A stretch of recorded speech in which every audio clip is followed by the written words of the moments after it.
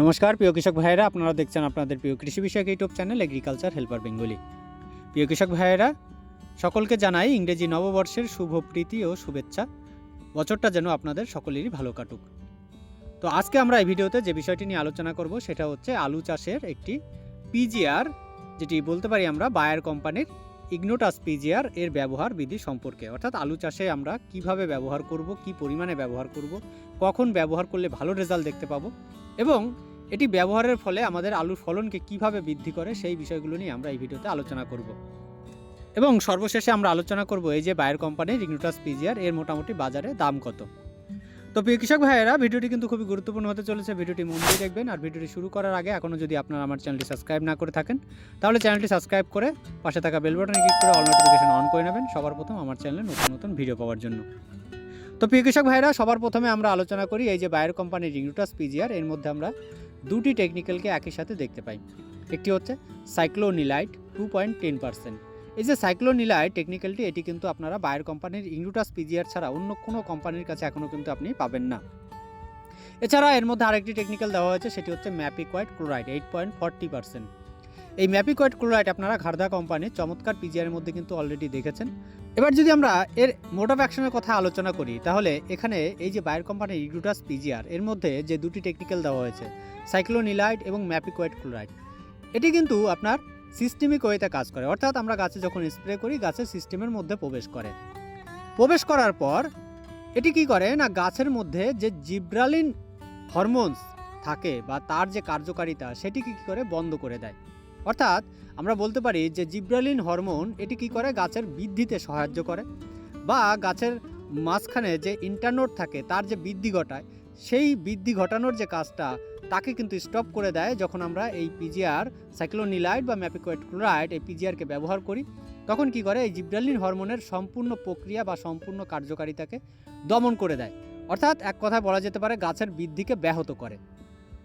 তাহলে এবার যদি আমরা আলোচনা করি এই যে আলু চাষের ক্ষেত্রে, বিশেষ করে আমরা যখন এই যে বায়ার কোম্পানির ইগনোটাস পিজিআরকে ব্যবহার করব, এটি কিভাবে কাজ করবে। এটি আপনার আলু গাছের বৃদ্ধিকে বন্ধ করে দেবে। অর্থাৎ আলু গাছের যে লম্বা হওয়ার যে বৃদ্ধি সেটিকে বন্ধ করে দেয়। আলুর যে টিউবার, মাটির নিচে যে টিউবার তৈরি হয় সেই টিউবারের সংখ্যাকে বাড়িয়ে দেয় এবং তার পাশাপাশি সেই টিউবারের সাইজকে বৃদ্ধি করতে কিন্তু সাহায্য করে। এবার যদি আমরা আলোচনা করি এই যে বিশেষ করে আলু চাষের ক্ষেত্রে আমরা এই ইগনোটাস পিজিআরকে কখন ব্যবহার করব, কখন ব্যবহার করলে ভালো রেজাল্ট দেখতে পাবো, সেটি হচ্ছে আলু গাছের বয়স যখন মোটামুটি আপনার 35 থেকে 40 দিন হবে, যখন আলু গাছের টিউবারগুলো ছাড়তে শুরু করে, ঠিক সেই মুহূর্তে আমরা যদি এই ইগনোটাস পিজিআরকে ব্যবহার করি তাহলে কিন্তু আমরা খুব ভালো রেজাল্ট দেখতে পাবো। এবং আরও ভালো রেজাল্ট দেখতে পাবো আমরা যদি আলু চাষের ক্ষেত্রে দুবার এই পিজিআরটাকে ব্যবহার করতে পারি। একটি হচ্ছে 35 থেকে 40 দিন বয়সে এবং আরেকটি হচ্ছে আপনার মোটামুটি 55 থেকে 60 দিন বয়স। অর্থাৎ মোটামুটি আপনার একবার স্প্রে করার পর মাঝখানে আপনার 20 দিন মতো গ্যাপ আপনাকে দিতে হবে, তাহলে কিন্তু আপনি ভালো রেজাল্ট দেখতে পাবেন। এবার আমরা এই যে আলু চাষের ক্ষেত্রে এই যে পিজিআরটি ব্যবহার করব তার ক্ষেত্রে বিশেষ বিশেষ কিছু সাবধানতা আমাদের রাখতে হবে। প্রথমত, আলু গাছের গ্রোথ স্টেজে আমরা কখনোই ব্যবহার করব না। অর্থাৎ গ্রোথ স্টেজ কখন বলতে পারি, আমরা গ্রোথ স্টেজ ধরতে পারি মোটামুটি 20 দিন থেকে আপনার 35 দিন, এই সময়ের মধ্যে যে স্টেজটা চলে এটি হচ্ছে আলু গাছের গ্রোথ স্টেজ। এই সময়ের মধ্যে আমরা এই পিজিআরটাকে কখনোই ব্যবহার করব না, কারণ গ্রোথ স্টেজে যদি আমরা পিজিআরটাকে ব্যবহার করি তাহলে সেক্ষেত্রে কি হবে না, আপনার আলু গাছের গ্রোথটাকে থামিয়ে দেবে, যার ফলে পরবর্তীতে গিয়ে আপনি ভালো ফলন তৈরি করতে পারবেন না। আর কি আপনার সাবধানতা রাখতে হবে সেটি হচ্ছে আলুর জমিতে আমরা যখন স্প্রে করব অবশ্যই মাটিতে যেন জো কন্ডিশন থাকে, মাটি যেন শুকনো না থাকে। মাটিতে যদি আপনার জো কন্ডিশন না থাকে, মাটি যদি শুকনো থাকে, সেক্ষেত্রে কিন্তু আপনি এটিকে ব্যবহার করলে আপনার গাছের ক্ষতি হবে। এছাড়া এই যে বলছি আলু গাছে আমরা 35 থেকে 40 দিনের সময় স্প্রে করব, এই সময় যদি আপনার আলু গাছের গ্রোথ যদি খুব বেশি না থাকে, অর্থাৎ আলু গাছের গ্রোথ তুলনামূলকভাবে অনেকটাই কম, সেক্ষেত্রে আপনি কখনোই ব্যবহার করবেন না। এছাড়া আলুর জমিতে যদি আপনার রোগ এসে থাকে বা আলু গাছে রোগ লেগে যায়, সেই অবস্থায় আপনি কখনোই এই পিজিআরকে ব্যবহার করবেন না। বা পোকার আক্রমণ খুব বেশি দেখতে পাচ্ছেন, সেই অবস্থায় আপনি এই পিজিআরটাকে কখনোই ব্যবহার করবেন না, তাহলে কিন্তু আপনার কী হবে, অনেক বেশি পরিমাণে ক্ষতি হয়ে যাবে। অর্থাৎ আপনি লাভের জায়গায় আপনার লস কিন্তু বেশি আসবে। তো প্রিয় কৃষক ভাইয়েরা, এবার চলুন আমরা আলোচনা করি এই যে বায়ার কোম্পানির ইগনোটাস পিজিআর, এটিকে আমরা আলুর জমিতে কী পরিমাণে ব্যবহার করব।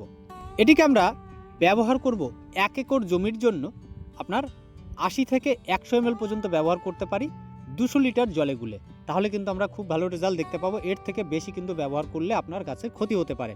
অর্থাৎ আমরা যদি 15 লিটার ট্যাঙ্কি ধরি, তাহলে 8 থেকে 10 ml পর্যন্ত আপনি কিন্তু ব্যবহার করতে পারেন।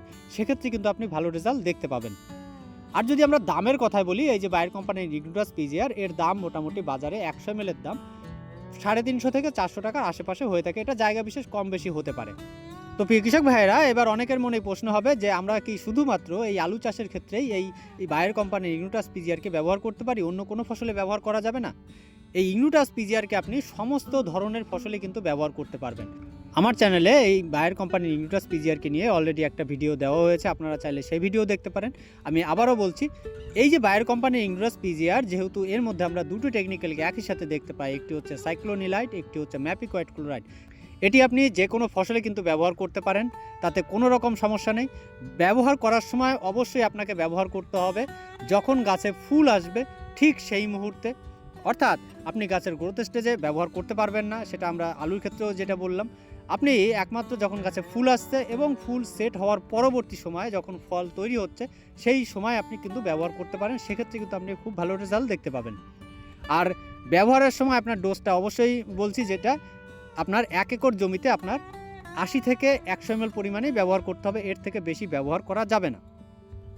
আরেকটা বিষয় হচ্ছে, যেগুলো আমাদের কন্দ জাতীয় ফসল, বিশেষ করে এই যে আলু, পেঁয়াজ, রসুন, আদা, এই ফসলগুলোতে যখন মাটির নিচে ফসলটা বা ফলটা তৈরি হতে শুরু করে, বা এই যে আলুর ক্ষেত্রে আমরা বলছি টিউবার তৈরি হতে শুরু করে, এই সময় আমাদের ব্যবহার করতে হবে। পেঁয়াজ রসুনের ক্ষেত্রে আপনি মোটামুটি 40-45 দিনে আপনি কিন্তু স্প্রে করতে পারেন, তাহলে কিন্তু আপনি ভালো রেজাল্ট দেখতে পাবেন।